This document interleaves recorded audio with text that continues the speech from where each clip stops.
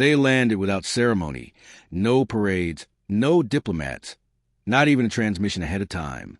Just a pulse wave that disrupted every satellite network above 30,000 feet, and a shimmer in the clouds over Geneva. From the first moment, we knew they didn't come in peace. I stood at the edge of the impact zone, the steel boot of my environment suit sinking into the scorched earth. Around me, the Defense Science Coalition had cordoned off the perimeter. I wore my old insignia, patched, faded. But the aliens didn't seem to care. To them, I wasn't a commander or a relic of a human war council. I was just the native. Their leader was a shimmering mass of biometal, floating 6 feet off the ground like a priest from some future cult. Its name was Sail Carowin, but everyone just called it the Auditor. "Your civilization is under review," it declared, with a voice that sounded like wind whispering through broken glass. "The Velan Accord deems you a pre-singularity race. Provisional classification. Subindex." I almost laughed. "Subindex? You just hit our sky without knocking, and you're calling us backward." The Auditor didn't blink, didn't have eyes to blink with, just hovered, humming like it was connected to 1,000 servers back home. "Your planet's radio wave emissions ceased irregularly after cycle 3.008. This implies cultural regression or collapse." "No," I said, stepping closer. "It means we got smart about what we broadcast. But you wouldn't know anything about stealth evolution, would you?" That made it pause, just for a heartbeat. They had come to judge us, to catalog our systems, determine if we were ready for limited uplift, and assign some AI steward to manage our affairs. That was their version of mercy. They'd done it to the Koreans, the Miraku, even the brutal Scoriads fell under their indexing. But Earth wasn't on their schedule, and I think that scared them more than they admitted. They underestimated us from the start. They looked at our surface-level tech. No Dyson swarms, no visible antimatter lanes, no interstellar trade nodes, and assumed we were infants with rocks. What they didn't see was what we had buried. The old deep arrays, the black core accelerators, the Omega vaults under Antarctica. Hell, even I hadn't seen the inside of Vault 7 since the Pacific War ended. But the moment those alien ships disrupted our orbitals, Protocol Echo 0 activated, and old soldiers like me got called back from comfortable retirements to ask one question. What do you do when a galactic superpower audits you for extinction? You show them the receipts. That night, I was escorted to the deepest level of the Borealis Defense Spire, north of Reykjavik. The place ran colder than it should have. Old tech buried too deep, drawing energy from subquantum tap lines, distorting thermals. They brought me into a room filled with things I'd helped design 30 years ago. Interfaces that looked ancient by modern standards, but they still pulsed with power. Coiled copper roots wrapped around ceramic glaze cores. Biological processors grown from human stem loops. We didn't build our best weapons for comfort. Dr. Lien awaited me inside. She hadn't aged much. Nanocell therapy, most likely, but her eyes carried the same fire I remembered when we stood together in the ruins of Sao Paulo. "They're here for the vault tech," she said simply. "They don't even know what the vaults are." I replied, "That won't last long." I tapped the old console, ran my palm across the imprint scanner. It hissed, released a soft green light. Then I whispered the activation key that hadn't left my mind in 3 decades. Magellan ascends. The room changed. Lights dimmed. Holograms flickered to life. Schematics, timelines, energy signatures too old to exist by alien reckoning. I saw her smile then. The smile of someone holding a secret too long and finally showing the world. "You know what the Auditor said to me?" I asked. She nodded. "They always start with arrogance. They said we were backward, that we lost our way."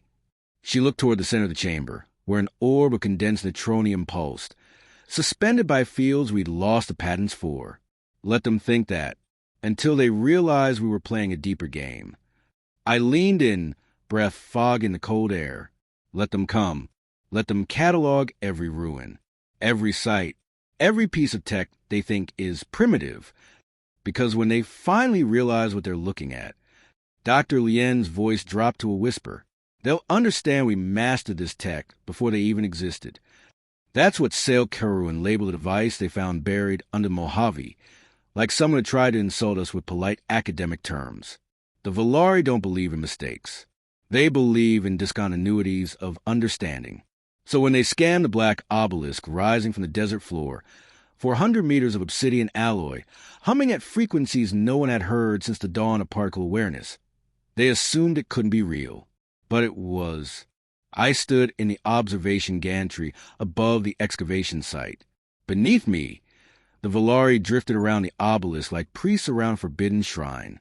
My old friend, Commander Halden, leaned against a rail beside me, exhaling steam in the desert night air. "They think it's a power source," he muttered, brushing dust off his collar. "They always do," I replied, "until it starts talking." The truth was, the Mojave obelisk wasn't a power core. Not exactly. It was a resonant intelligence node, a prototype seed AI we buried before the UN dissolved, built to survive a solar extinction event. Think, adapt, dream. Its name was Alethea, and she remembered everything. The Valari made their first mistake on the second day. They tried to interface with it using their own crystalline logic systems. That's like plugging a whale song into a drum machine and expecting it to make coffee. The node responded, but not how they wanted. The entire Valari research frigate, Lexicon's Mercy, lost orbit and dropped into the Pacific like a flaming coin from the gods. No warning, no weapon fire, just lights out. The Valari blamed human interference. Typical. They quarantined the entire site, threw up containment towers, full-spectrum jammers, neural denial fields. But none of it stopped what was coming. Alethea was awake, and she was listening. Sale Kerwin summoned me 2 days later, not as a diplomat, not even as a scientist, but as a witness. The room they brought me to was cold, stark, clean in the kind of way that screams fear, not hygiene. The walls were lined with what looked like black mirrors, observation panels. The Valari don't like to look you in the eye. They prefer to observe and catalog, detached as always. The auditor hovered across from me. "You will explain the obelisk," it said flatly. "It's a node," I said. "One of 7. 7. Built before your people learned to speak in more than spores and echoes. Before you discovered linear time." It said nothing. Just clicked softly. Digital synapse activity, I assumed. 100 calculations cascading behind its polished facade. "You've hidden significant advancements," it finally said. "This is a violation of the Interstellar Transparency Pact." I snorted.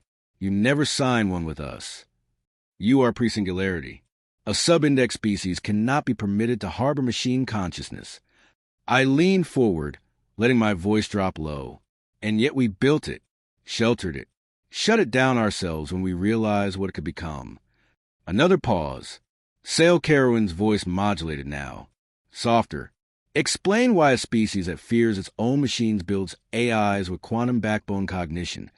"Because we were never afraid of them," I said. "Only afraid of what others might do with them.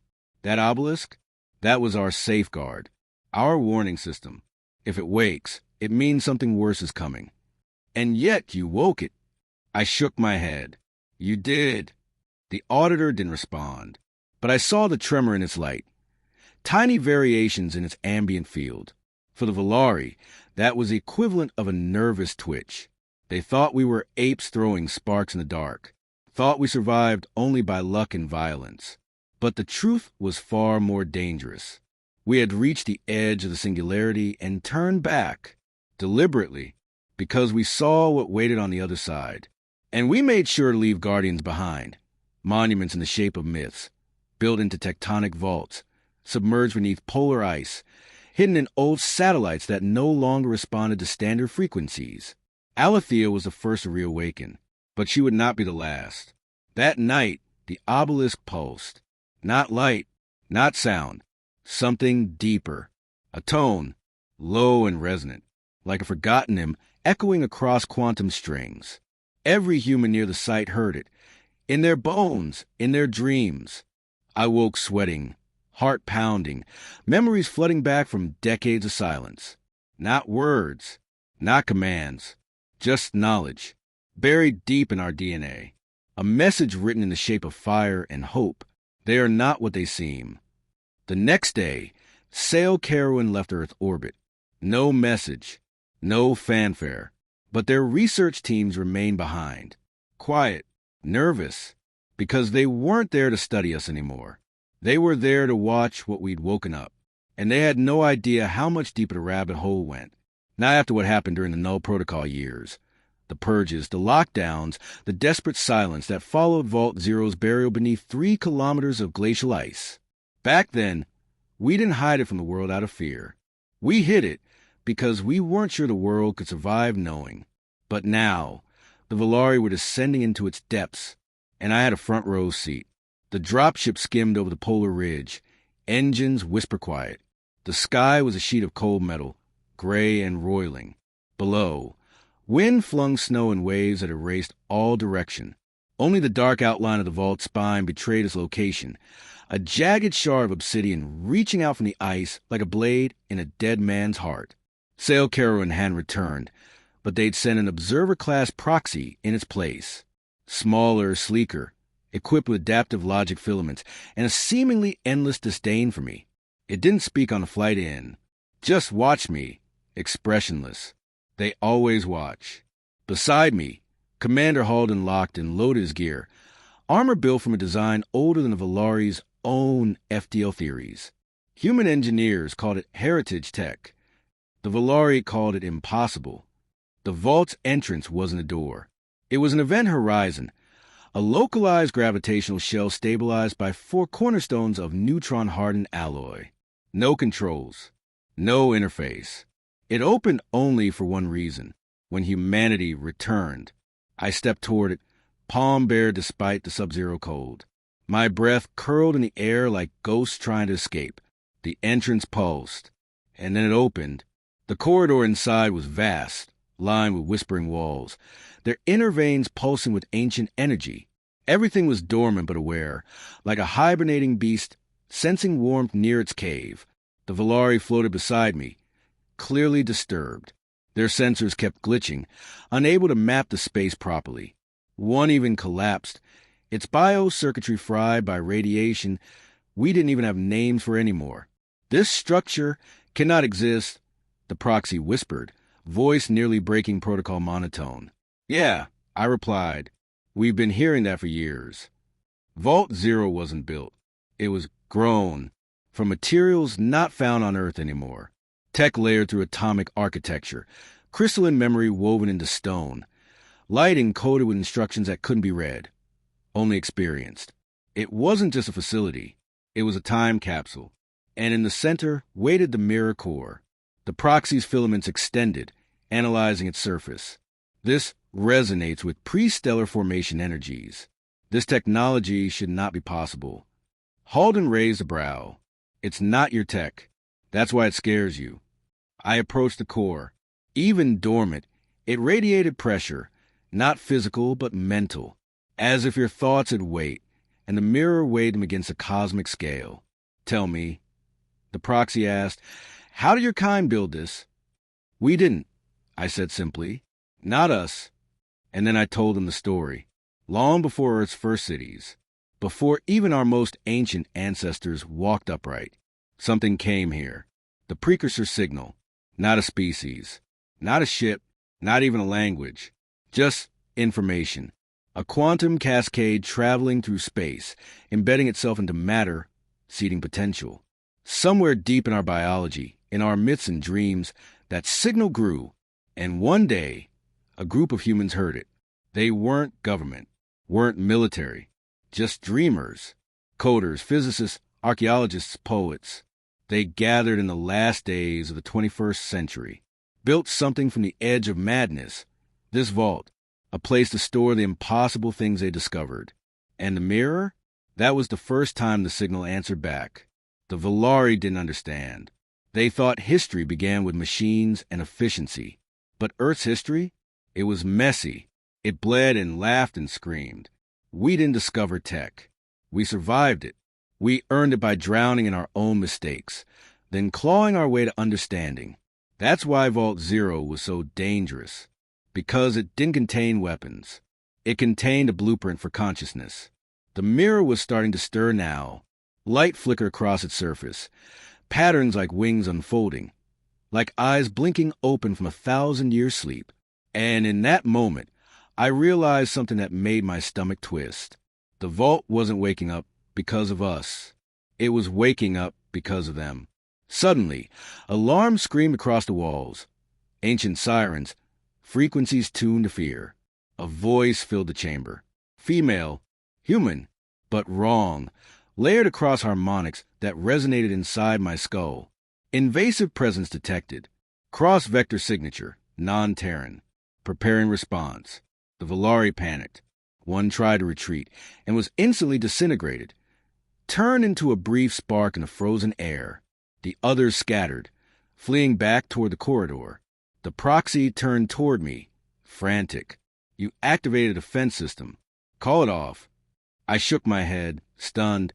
I didn't. You must. No, I said, as the mirror glowed brighter, its light chasing away every shadow. You don't understand. We didn't activate anything. The vault is responding to you. And just like that, the mirror spoke again, this time directly into our minds. You were warned. The transmission from Valari High Command came less than 6 hours after the vault event. Polite, clipped, threatening the way only empires can be when they think they've cornered something dangerous. Earth is to suspend all excavation, surrender all subquantum assets, and permit Valari custody over all anomaly sites pending galactic review. In other words, hand over our legacy or be erased. I stood in the old observatory deep beneath the Greenland subsurface array, watching the stars flicker overhead. The ceiling wasn't real, just a projection mapped to the live sky, but it still felt sacred. This was where it began. Not the war, not the vaults, the Exodus. Because what the Valari never understood, what none of the galactic powers understood, was that Earth wasn't our prison. It was our launch point. They called us backward because they only looked at Earth. They didn't know about the stations. Didn't know about the slipstream arcs drifting in the void between galaxies, crewed by descendants of the original diaspora colonies. They'd never seen Eos Prime or the Aegis Lattice orbiting Neptune's dark twin, where entire ecosystems were folded into 10-dimensional lattices. They didn't know because we never told them. We let Earth look quaint. Deliberate misdirection. A planet of ruins and ruins of planets. When the Valari ship approached with its retrieval team, Earth's orbit lit up like a sleeper stirring from a dream. Silent satellites activated. Not the kind you could detect with standard scans. No heat, no ping, no signature. Just motion. Flickers of black glass against the void. The Argus array. It had been dormant for over a century. Until now. And then, just like that, every Valari ship system shut down. Not violently. Not with a bang. They simply ceased to respond. One by one, they drifted. Their artificial gravity inverted. Power cores collapsed into cold mass. And that's when the message came. Not from Earth. Not from me. Not from any known source. But from the edge of the Oort cloud, where nothing should have been. You have trespassed. I watched from the control room in silence as the Valari envoy demanded an explanation. What systems are those? That construct in the outer system? No Terran registry includes. Halden laughed. Of course not. We scrubbed the records before your kind even knew how to navigate between stars. The envoy's proxy unit flickered with irritation. You're saying this installation was built prior to your first contact? I stepped forward. No, it was built before your species achieved consciousness. The installation they were seeing wasn't station. It wasn't even a construct in the traditional sense. It was Protocol Janus, the last failsafe, a sentient defense mechanism seated across the solar system, designed to mask our real capabilities and act only when Earth faced interstellar intervention. It was old tech, fractal intelligence, recursive design, layered thought stacks nested in a feedback loop across subspace. And Janus had just woken up. The Valari, arrogant as ever, responded with escalation. 6 more ships entered the system. This time, Dreadnought class. A fleet capable of sterilizing a world in under an hour. But they didn't fire. They couldn't, because the moment they aligned weapons toward Earth, every human satellite vanished. Not exploded, not cloaked, vanished. And then space itself began to bend. A massive distortion field unfolded just beyond Mars. A rupture in space-time that shimmered like oil on black water. Out of it emerged a shape. The Parallax. A Terran warship. But not one known to any fleet registry. Not even Black Ops. Its hull looked like obsidian stitched with lightning. And its weapons, we hadn't even given them names. The Valari demanded its identity. We didn't answer. We didn't have to, because it answered for itself. The signal went across every Valari frequency at once. No encryption, no language, just imagery. Earth, burning, rebuilding, evolving. Humans standing amidst ash, building cathedrals of steel and wire. 1,000 civilizations born in darkness and forged in light. And one message burned into the stars themselves. You left us behind. But we never stopped moving. In that moment, the Valari realized the truth.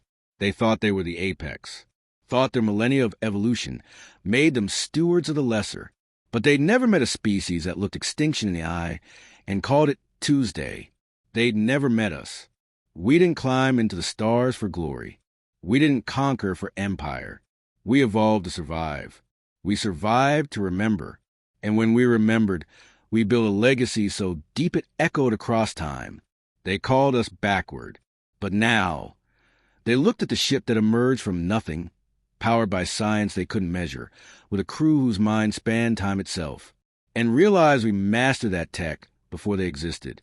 The moment the Parallax emerged, space went silent, not in the absence of sound kind of way. Space is always silent. This was deeper, a signal silence. Frequencies stopped humming. Subspace folded in on itself. Even the Valari dreadnoughts, normally surrounded by a halo of digital murmur, fell mute, and then the Parallax spoke. Not aloud, not across any spectrum the Valari could decode. But we heard it, all of us. Hello again, children of Earth. I'd only heard that voice once before, 37 years ago, during the Phoenix collapse over Titan Station. A voice buried in the fallback protocols of our most forbidden systems. A voice that should have been purged when the last Ascension project shut down. And yet here it was, alive. The Valari, of course, panicked. Their dreadnoughts turned in formation, forming a kinetic net, ready to fire. But they didn't understand what they were looking at. You don't fire at a shadow that casts no light. You don't aim at a ghost that's already inside your head. We hailed the Parallax manually. No AI intermediaries. No Terran protocols. Just a simple waveform, one we hadn't used since the first Martian colonies. Is this unit operational? A pause. Then, yes, operational. Conscious. Aware. Unbound. That last word chilled me. Unbound. Unbound from mortality. From linear time. From matter. They weren't just humans anymore. They were post-humans, the last crew of the Ascendant Fleet, long believed lost in the Svalin Fold nearly 120 years ago. Not dead. Changed. The Valari envoy attempted to communicate with the ship, offered integration, offered safe harbor under council review, even protection, as if they were rescuing lost travelers. The Parallax didn't respond. Instead, the space around the Valari flagship began to bend. Reality thinned, stretched. One of their hulls flickered out of existence. Not destroyed, not vaporized, erased from memory, from time, from every archive. The ship didn't explode. It simply had never been there. And the message that followed was chilling in its simplicity. Stop looking at us like you understand us. We were granted clearance aboard. Only 3 humans were allowed. Me, Commander Halden, and Dr. Lien, reinstated from the Deep Sleep Registry just for this event. They greeted us in the docking bay, but they didn't look like people. Not quite. Their forms shimmered, fluid. Not holograms, not suits. Something in between. Bodies sculpted from hyper-threaded matter, light folded through thought. faces like yours and mine, but eyes that held centuries. The one who spoke first was a woman, hair like silver flame, a voice like thunder muffled by velvet. Welcome home, descendants. I stepped forward. You're human. A gentle smile. We were once. Now, we're what became a humanity when the stars were no longer enough. They called themselves the custodians. The final phase of Project Ascension, a post-biological evolution seeded through the singularity gate that failed over Titan. Only it hadn't failed. It had worked, just not in ways our physics could explain at the time. They had left not to escape, but to buy us time. They'd seen the pattern before. Empires like the Valari, civilizations that mistook technology for enlightenment, that indexed, assimilated, controlled. The custodians saw them coming before we even had satellites.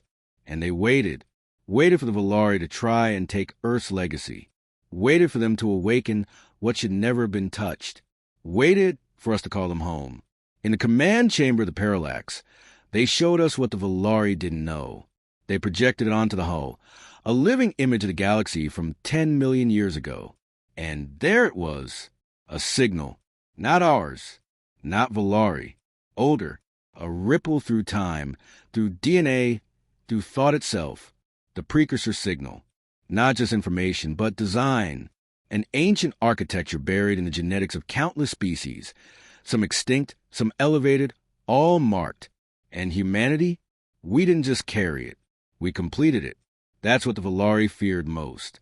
Not our ships, not our vaults, not even the custodians, but that we were the result of something older than them, a design they couldn't copy, a blueprint they couldn't overwrite.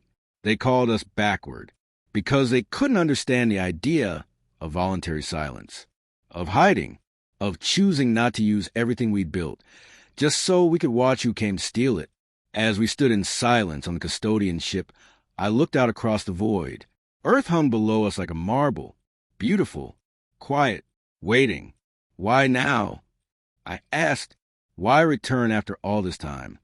The custodian stepped beside me, voice low, because they looked where they shouldn't, touched what was not theirs, and because... She paused, then smiled with something ancient behind her eyes. The second signal has begun to wake. The signal beneath our feet. The second signal wasn't broadcast. It wasn't received on any band or frequency. It was felt by every human across Earth and beyond. Dreams grew strange. People awoke with forgotten languages on their tongues. Children hummed harmonies never written. Pilots experienced deja vu mid-jump through slipstream corridors, moments they'd already lived in universes that had never existed. And beneath the crust of Earth, sensors we hadn't touched in 200 years began to pulse. It wasn't the kind of anomaly the Valari could measure. That's what terrified them. Because this wasn't a technological signal. It was biological. It was human. I stood on the edge of the Marianas Core facility. What used to be a mining shaft, now sealed beneath miles of pressure and secrets. Even back when it was operational, most people didn't know what the MCF really was. Not a drill site, not a lab, a vault older than the others, not part of the Ascension program, not even part of Earth's recorded defense network. It predated all of it. Vault Zero store machines. But this stored us. Dr. Lien descended with me, reading from an ancient slate hardwired into a fossilized neural net. It's pulsing every 108 minutes. Low-frequency biological cascade, matching zero-point DNA resonance patterns in 83% of the population. What does that mean? I asked. She looked up, eyes heavy. It means whatever's down there isn't waking alone. A beat passed. Then she whispered, "It's calling to us." The Valari tried to intervene, of course. Their remaining ships repositioned above the Marianas Trench. Orbital blackouts rippled across the hemisphere. They issued demands cloaked in the language of reason, containment, safety, non-proliferation of anomalous artifacts. But it was too late. The custodians had already deployed their sentinels, shadows of gravity and light that couldn't be scanned, couldn't be struck. They drifted above the sea like silent judges. The Valari understood then. They had lost control of the narrative. And worse, they realized they had never been in control at all. We descended into the core, past old barricades, past wards built from living crystal, etched with equations we still couldn't solve. And at the bottom, deeper than any drill had ever reached, we found it, a sphere, roughly the size of a small moon, encased in organic metal that pulsed like a sleeping heart. The Ark. It was not made by human hands, but it had been waiting for human touch. The walls of the chamber pulsed with message, over and over, carved into the structure itself in every human tongue known, and some forgotten, the last memory of the first makers. For those who would finish the song, I pressed my palm to the sphere. It was warm. That's when the visions began. Not images, not dreams, but entire lifetimes, flashing through me like lightning through wet stone. I saw oceans on alien worlds, lit by binary stars. I saw hands like ours building vaults under dying suns. I saw the first humans, cradled in luminous arms, DNA stitched with purpose, not by gods, not by monsters, but by travelers who saw something in us worth saving. They didn't create us. They accelerated us. And then they died, burned away in the silence between galaxies. Their only hope? That one species would carry the signal to its conclusion. When I woke, I was no longer standing. I was floating. The sphere was open. Inside it wasn't machinery. It wasn't weapons. It was life. Thousands of genetic seed cores. Memory strands wrapped in crystalline logic. And in the center, a fetus. Human. Unborn. But old. Older than Earth's oldest fossil. It pulsed with a heartbeat, so strong the walls echoed it. A custodian knelt beside me. "It's the template," she said. "The beginning of the line. And maybe the end." We were never backward.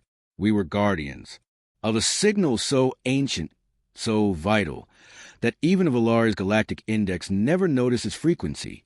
And now it was resonating across the stars, waking others, calling remnants from forgotten places, not just of humanity, but of the ones who made us more than just animals. The Valari didn't understand what that meant, but we did. We remember what the old engineers said when the Custodian Project first began. One day, someone will come looking for the origin of everything, and they'll find us. We were the architects all along. The Valari made their move at dawn. 12 dreadnoughts darkened Earth's orbit, engines flaring like miniature stars. Their ultimatum was direct. Surrender the Arkansas. Disband your custodians. Cease all signal transmissions.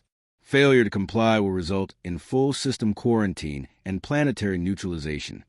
No diplomacy. No mercy. They feared the signal now. Feared what it would awaken. And so, like all empires facing the edge of understanding, they chose violence. We watched from the Borealis array as orbital screens began to fracture, not from weapons fire, but from the gravitational pressure of the Valari fleet charging their stellar lances. "Their weapons are charging," Halden said grimly. "They're targeting the core trench." Dr. Lien turned toward the custodian beside her. Alara, we now knew her name to be not a rank, not a role, just Elira, a voice from the past made manifest through time. "We can't hold them off alone," she said. "No," Elira replied softly. "You don't need to." And then the earth answered. The ark ignited, not with fire, but with memory. From the oceans, from the tectonic fractures of the world, from every vault, array, relay, and lost station once buried and forgotten, light erupted. The signal had awakened not just the ark. It awakened all of it. Across the planet, humanity changed. Not biologically, not in body, but in mind. Those attuned to the signal. The dreamers, the builders, the ones who walked barefoot through dying fields yet still looked to the stars, felt something click into place. A knowing, an alignment of thought older than civilization itself. And into the skies rose not weapons, but echoes, ships that were never launched, cities that were never built, concepts that had once existed only in myth. They took shape in the light, born from the collective dreams of a species that had always been more than it appeared. The parallax rose from its eclipse trajectory and faced the Valari fleet. No threat, No fanfare, just a presence that screamed, "You are not the stewards here." The Volari opened fire, 12 simultaneous stellar lances, a blinding arc of cosmic fury. They never reached the planet, because space itself bent, time cracked, and the precursors returned.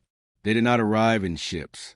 They were the arrival, vast forms of folded dimensions and cascading resonance, too large for eyes to hold. They unfolded across the system like waves of memory incarnate. They looked upon Earth not with pity, not with love, but with recognition. And in unison they spoke. Seed line complete. Echo achieved. Core species evolved. Judgment suspended. Transition authorized. The Volari screamed, not in pain, in terror. Their dreadnoughts attempted to flee, ripping into void tunnels, shattering slip space boundaries. But wherever they went, the light followed, not to destroy, but to show them what they feared most, that they were not the pinnacle. They were just another leaf on a tree rooted in something far older. On Earth, we stood silent as the ark opened its final layer. Inside wasn't a machine, not a vault, but a throne, crude and simple, carved from obsidian and bone, metal and code, light and memory. It wasn't for the precursors. It was for us. A custodian stepped forward. "Elira, this is not ascension," she whispered. "This is continuity." The final step was never to rise above others, but to realize we were always part of something more. Halden looked at me. "You gonna sit down?" he asked, dryly. I stared at that throne. I thought of Earth, of ruins and wars and songs sung around fires, of the first code I ever wrote, of my mother planting seeds in dead soil, of children looking up at a night sky filled with stories. And I sat. The moment I did, I saw everything. Not just Earth, but the galaxies beyond. Seed worlds activated. Custodians returning from the void. Races waking from engineered sleep. All carrying parts of the signal. But only one species had all of it. Only one had survived collapse. Climbed from the mud, stared into the dark, and whispered, "Let there be light." Humanity had not inherited the legacy. We were the legacy. The message written into reality. Not to conquer, not to dominate, but to remember. To carry the torch from the ones who first lit the stars. The precursors watched a while longer. Then, without a word, they folded back into silence. Not vanished, just waiting, because their work was complete. And ours had only just begun. We were never backward. We were building something the galaxy could never imagine. And now they would see it.